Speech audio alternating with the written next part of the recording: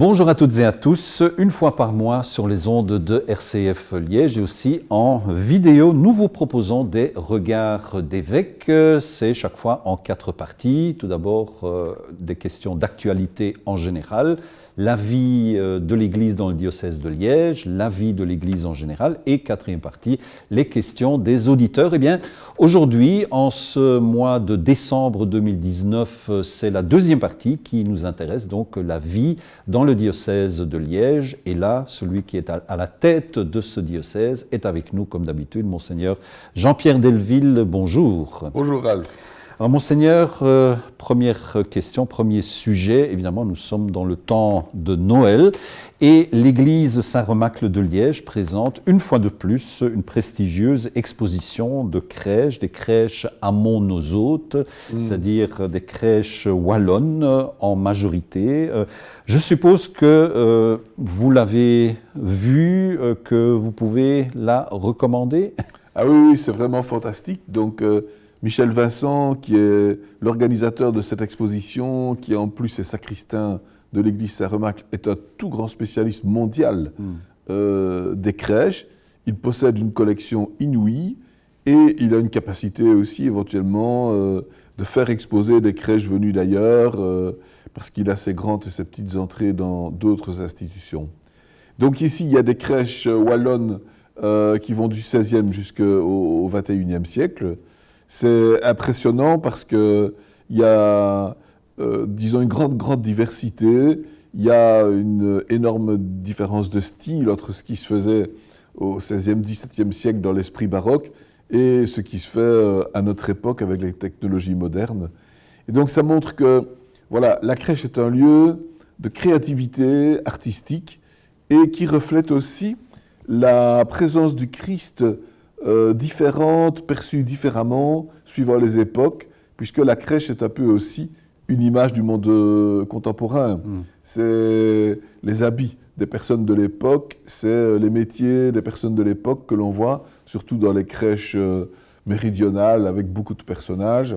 C'est donc voilà, un reflet aussi de notre époque qui est en quelque sorte plaqué sur la scène historique de la crèche, quoi. Et puis, je crois qu'il y a le pape François qui insiste aussi sur les crèches dernièrement. Voilà, le pape vient de publier une lettre apostolique sur la crèche. Dans cette lettre apostolique, il insiste sur le rôle symbolique de la crèche. Il rappelle que saint François d'Assise est le premier à avoir lancé une crèche. C'était à Greccio. Donc nous sommes au début du XIIIe siècle, là, vers les années 1219. Et la crèche de Saint François d'Assise était une crèche vivante. Donc François d'Assise avait dit aux habitants du village, « S'il vous plaît, amenez-moi du matériau pour faire une étable, un bœuf, un âne, un berceau, une maman, un papa, un enfant, et on va vraiment jouer la scène de la nativité de Jésus. Et je chanterai des chansons, on fera un dialogue en paroles, et ainsi de suite. » Donc la première crèche, ça a été une crèche vivante, qui permettait aux gens d'entrer eux-mêmes dans le mystère de Noël en participant au jeu de la nativité.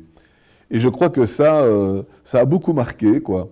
Ça a marqué les esprits sur le sens de comment être fidèle à l'Évangile aujourd'hui, en commençant par être fidèle à l'Évangile de la nativité.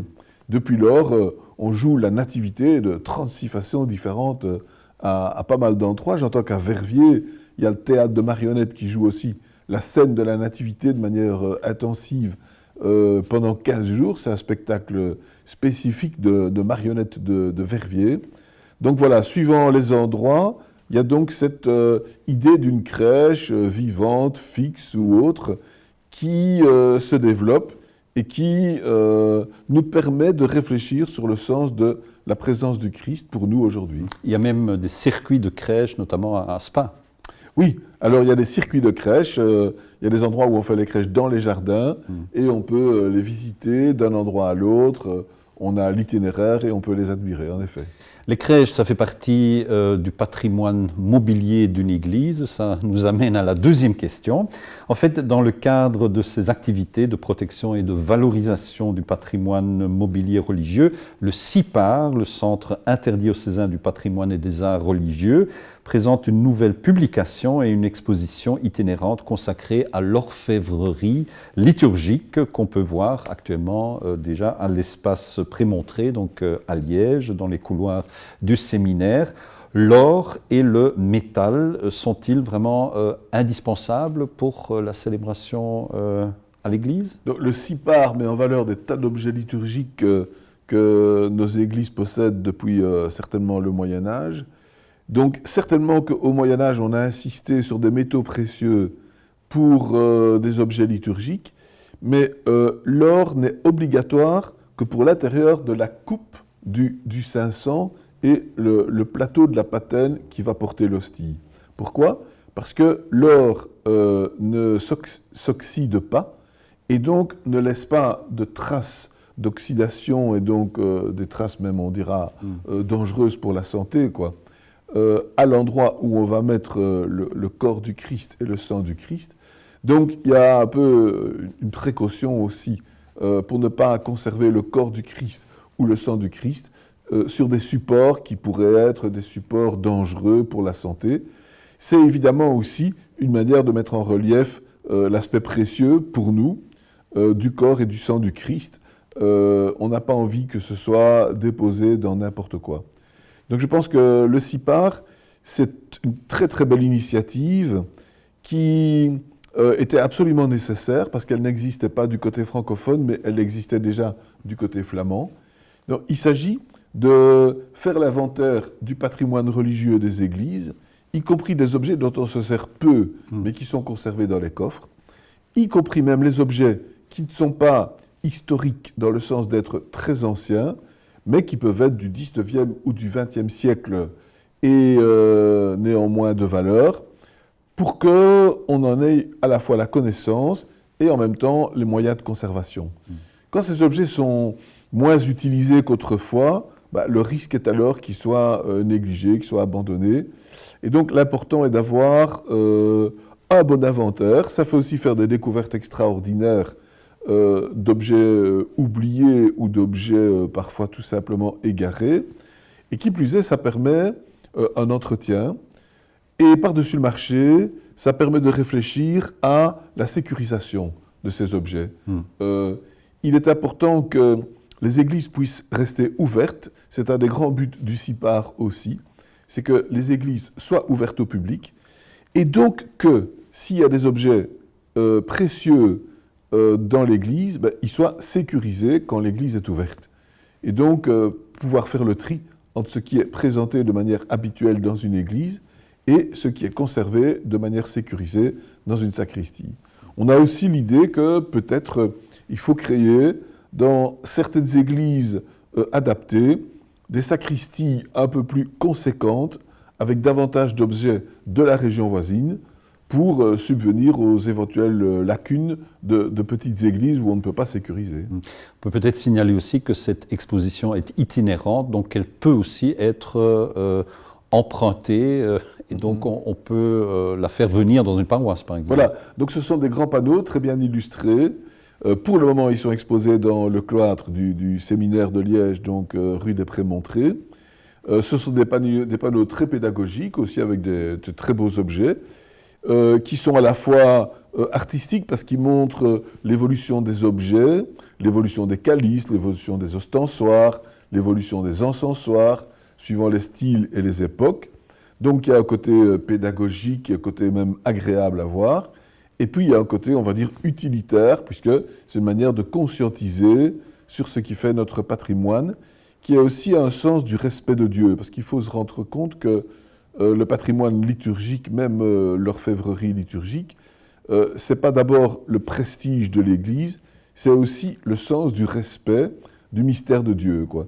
Et je crois qu'en ce sens-là, il a sa valeur, parce que notre époque aurait tendance à perdre le sens du mystère et à fonctionner de manière justement beaucoup plus technologique et matérialiste. Ici, les objets d'autrefois, où on a mis tellement de soins à les préparer, manifestent aussi le respect pour le mystère dont nous sommes détenteurs, qui est un mystère de vie, un mystère d'amour qu'aucune technologie ne pourra jamais expliquer ni en quelque sorte accompagner. Changement complet de sujet, un regard vers le mois de janvier. Du 18 au 25 janvier aura lieu de nouveau la semaine de prière pour l'unité des chrétiens. Je crois qu'à Liège, l'écuménisme n'est pas un vain mot, certainement, non? C'est vrai, donc à Liège, on a une concertation écuménique entre les églises donc, des différentes confessions, que ce soit les protestants, les orthodoxes, les syriaques, les anglicans, l'armée du salut et évidemment les catholiques. Et donc on essaye de faire des choses ensemble. Une chose qu'on fait ensemble, c'est la rencontre de prière pour l'unité des chrétiens dans la semaine du 18 au 25 janvier. C'est la semaine d'unité de prière pour l'unité des chrétiens, lancée par l'abbé Paul Couturier, déjà en 1937. Et je dirais que chaque année, de nouveaux contacts s'établissent. Il y a des sympathies qui naissent, il y a des connaissances mutuelles qui s'intensifient. Et nous avons décidé que chaque année, la prière qui couronne la semaine de l'unité des chrétiens sera faite par une seule église, avec ses propres, je dirais, coutumes liturgiques et ses propres gestes ou paroles liturgiques, pour initier les autres églises à ce style-là, et donc par conséquent créer une connaissance mutuelle des différentes cultures religieuses au sein du monde chrétien. Donc cette année-ci, c'est l'Église catholique qui organise et c'est la cathédrale de Liège qui accueille. La célébration aura lieu le vendredi 24, qui est donc le dernier vendredi de la semaine de l'unité des chrétiens, et à 19h30 à la cathédrale, suivi d'un apéritif, d'un drink qui sera offert dans le cloître de la cathédrale. Donc ce ne sera pas une messe, mais des vêpres, je crois. Ce seront des vêpres, voilà, on va dire solennelles, un peu développées, qui seront célébrées à ce moment-là.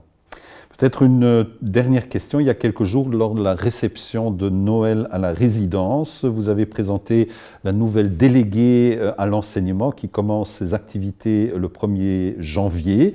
Vous avez choisi une femme. Est-ce que cela fait partie de votre politique diocésaine? Oui, franchement, je trouve que c'est bien qu'il y ait des femmes dans le conseil épiscopal et donc à la direction des différents services du diocèse. Ici, pour ce qui est de l'enseignement, c'est un mastodonte, parce que ça regroupe des centaines d'écoles, des milliers de professeurs, et pas loin d'un millier de professeurs de religion, si on compte tout l'enseignement primaire libre. Donc, c'est vraiment un grand secteur.